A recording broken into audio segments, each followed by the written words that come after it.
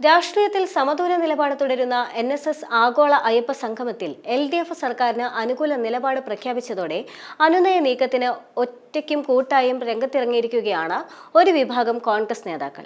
വരാനിരിക്കുന്ന തദ്ദേശ തെരഞ്ഞെടുപ്പിനും നിയമസഭാ തെരഞ്ഞെടുപ്പിനും മുന്നോടിയായി തന്നെ NSSുമായുള്ള അകൽച്ച കുറയ്ക്കാൻ കോൺഗ്രസ് ഊർജിത ശ്രമം തുടരുന്നുണ്ട്. മുതിർന്ന നേതാക്കളായ PJ കുര്യനും കൊടിക്കുന്നിൽ സുരേഷിനും പിന്നാലെ തിരുവഞ്ചൂർ രാധാകൃഷ്ണനും പെരുന്നയിലെ NSS ആസ്ഥാനത്തെത്തി ജനറൽ സെക്രട്ടറിയായി G. സുകുമാരൻ നായരുമായി കൂടിക്കാഴ്ച നടത്തി. സന്ദർശനം സൗഹൃദപരമാണ് എന്നാണ് നേതാക്കൾ ആവർത്തിക്കുമ്പോഴും നിലവിലെ രാഷ്ട്രീയ സാഹചര്യത്തിൽ ഈ നീക്കങ്ങൾക്ക് വലിയ രാഷ്ട്രീയ പ്രാധാന്യമുണ്ട്. ചർച്ചയുടെ വിശദാംശങ്ങൾ വെളിപ്പെടുത്താനായി തിരുവഞ്ചൂർ തയ്യാറായിട്ടില്ല.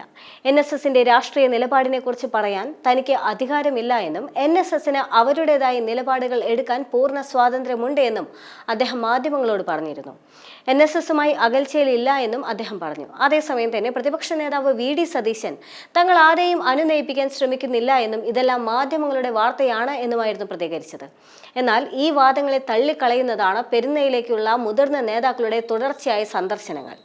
NSS ഏതെങ്കിലും ഒരു മുന്നണിയോട് ചായുന്നത് തെരഞ്ഞെടുപ്പുകളിൽ കോൺഗ്രസിന് വലിയ ക്ഷീണമുണ്ടാക്കുമെന്ന തിരിച്ചറിവാണ് ഈ അനുനയ നീക്കങ്ങൾക്ക് പിന്നിൽ. വരും ദിവസങ്ങളിൽ KC വേണുഗോപാൽ, രമേശ് ചെന്നിത്തല തുടങ്ങിയ നേതാക്കളും പെരുന്നയിലെത്തുമെന്ന സൂചനകളുണ്ട്. വിശ്വാസ സംരക്ഷണത്തിൽ കോൺഗ്രസിന്റെ നിലപാട് സുകുമാരൻ നായർ ചോദ്യം ചെയ്തിരുന്നു. നാമജപ ഘോഷയാത്രയ്ക്ക് ആള് കൂടുന്നത് കണ്ടാണ് കോൺഗ്രസും ഒപ്പം കൂടിയത്. വിശ്വാസ സംരക്ഷണത്തിന് കോൺഗ്രസ് ഒന്നും ചെയ്തില്ലേ എന്നും സുകുമാരൻ നായർ വിമർശിച്ചിരുന്നു.